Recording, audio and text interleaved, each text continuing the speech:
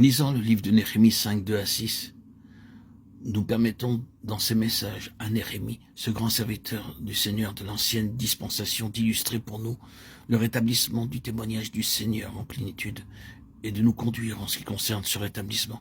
Néhémie déclarait qu'il avait un grand ouvrage à exécuter et que Dieu avait mis cette chose dans son cœur.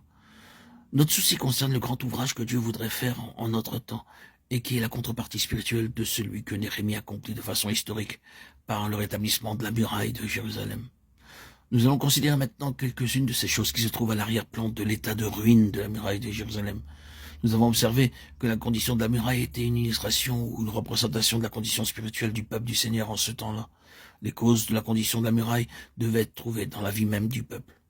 Nous perçons du regard la muraille pour découvrir la raison pour laquelle il en était ainsi. Et ce faisant, nous n'avons aucune difficulté à établir la transition entre ce temps-là et le nôtre, dans le but de voir quelle est la situation et ce qui a besoin d'être fait. Le 5e chapitre de Néhémie nous apporte la première des conditions particulières qui caractérisaient cette muraille en ruine, mais aussi du peuple de Dieu, étant donné qu'en ce temps-là, la muraille reflétait son état. Il se trouvait dans l'esclavage et la faillite. Si vous aviez pu regarder cette muraille, vous auriez dit, c'est là une bien triste image de l'état de faillite du peuple du Seigneur à l'heure même.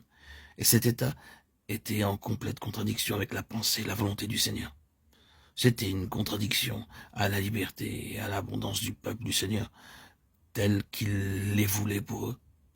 Nous soumettons à la servitude nos fils et nos filles, Néhémie 5.5. Or le Seigneur Jésus vint et proclama en termes prophétiques, l'Esprit du Seigneur l'Éternel est sur moi, pour proclamer aux captifs la liberté et aux prisonniers la délivrance. Ésaïe 61, 1, Luc 4, 18. C'est là réellement la pensée du Seigneur pour son peuple. L'esclavage parle toujours de loi et de tyrannie et donc de crainte. Ces choses vont toujours ensemble. Esclavage, loi, tyrannie et la peur qui en résulte une vie de crainte.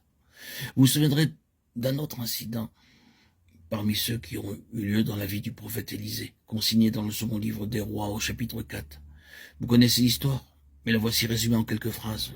La mort a fait son entrée, le créancier est venu réclamer le paiement de ce qui est impossible à pourvoir.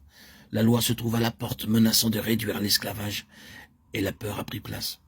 En face de cette situation, il y a Élisée, l'homme que nous savons représenter et incarner la loi de l'esprit de vie, qui a toujours affaire à des situations de mort et à leurs conséquences. Et ainsi, Élisée entre en scène et, en procurant la vie, en faisant usage de la loi de l'esprit de vie, rend possible de faire honneur à toutes les obligations, satisfait le créancier, détruit la crainte et libère les fils. C'est là une belle illustration d'une grande partie de la vérité néo-testamentaire.